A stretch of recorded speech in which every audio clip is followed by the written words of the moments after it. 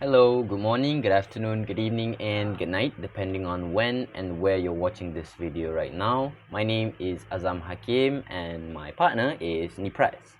And today I am going to be explaining our lab project for the C# to calculate the different inductance that is provided by the user. So the first part in almost every coding, I'm pretty sure, is you would need to put #include IOStream. That is what I did. And to simplify everything, I used using namespace std so that I wouldn't have to put like std over here and in every single part as well. So the first part that we would actually need to do is declare every single variable that we are going to use. The parts that I use is L1, L2, M, L series, and L parallel, and the double is basically to tell what kind of variable that I'm using. So double is basically we're gonna have a few points if we have, and then the next part is I use choice variable. I will be explaining what this choice part is going to be later, right? So the first block I used was the do while block, which basically it's going to repeat whatever it is given until the user says to stop, or in this case X to exit. So the first part is it's going to ask enter inductance. I need the user to tell us like what inductance that he's going to use, right? So the first part is cout. Basically it's going to print out whatever it is. So if I just press run right here, it's going to have enter inductance L1, which whatever point I put in here, because it's in double, it's going to be in numbers, whatever number it is, and the number is going to be into cin to L1, which is the variable that we declared just now. So after that, so if I just put like 10 here, it's going to be continuing the block all the way into cout, enter inductance L2. So if I just press enter here, it's going to go enter inductance to L2, which is then going to go into L2. And then just continuing it, it's going to put the mutual inductance for M, going to go Cin into M, and then after that, it's going to go to cout, enter connection, S for series, P for parallel, X to exit. So in this part, I'm going to be using switch case here, but in simple terms, this is basically asking like what kind of circuit that we're going to use, what kind of series or parallel type we're going to use, and if we want to exit the program or not. So continuing this is switch case block, which I use here, and for this we have choice, which basically in this one choice is basically the statement, so it's going to look at the choice part, which is going to be right in here. So if it reads either S, P, or X, so for example, if the case is S, it's going to read S, and then it's going to go for this case right here.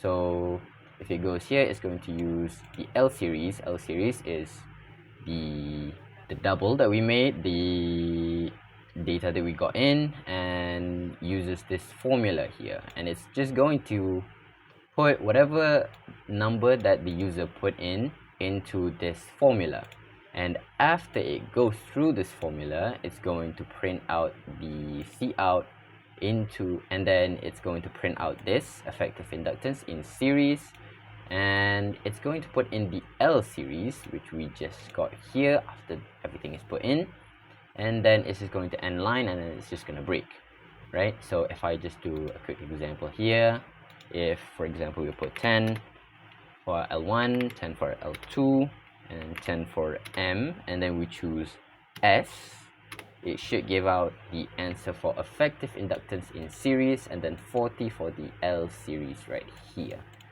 So it is just going to repeat the same thing for every single block that we have. For example, if we choose P, right? If we choose P, it's basically the exact same thing, which is if in case P, then if L1 plus L2 minus 2 times with M, and the denominator is not equal to 0, then it's going to just go on regularly. But however, if it is equal to 0, then it's just going to put cannot calculate parallel inductance with given values. Why? Because basically if you have whatever is over 0, it's just not gonna work, right? So else if basically if it's not equal to m, then else L parallel is equal to L1 times with L2 minus with m times with m over L1 plus L2 minus 2 times with m.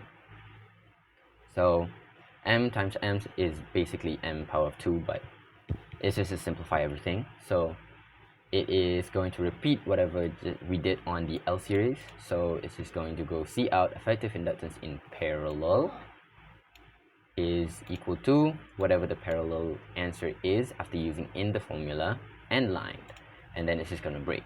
So basically it's basically the same thing, 10 10 10, and we choose P.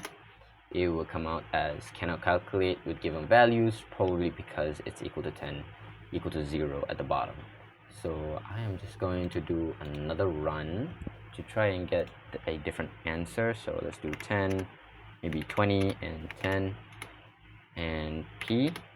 There we go. So now we have 10. If we put in the calculator, it should do what it needs to do.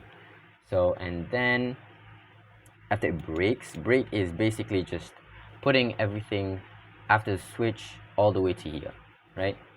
And then on the case of X, which is basically what happens here is because it's on a do while block, it's just going to repeat every single thing, right? So while choice is not X, or basically that's what it's trying to tell you, and it's just going to repeat until it is X, right? So if I just do like 10 10 and oh, okay, sorry, do that again. So 10 10 10, and then on this part, if we put X on it, if we read on here, case X, it's going to go C out, exiting program, and line break, and after the break, it's just gonna go out, right? So if I just do X and exiting program, and then the program stops. And then yeah, after everything that we've done here, we obviously need to put return 0 to stop everything, and yeah, after that everything is done. There's no other thing to do, and that is all from us. Thank you very much. Assalamualaikum warahmatullahi wabarakatuh. Good night.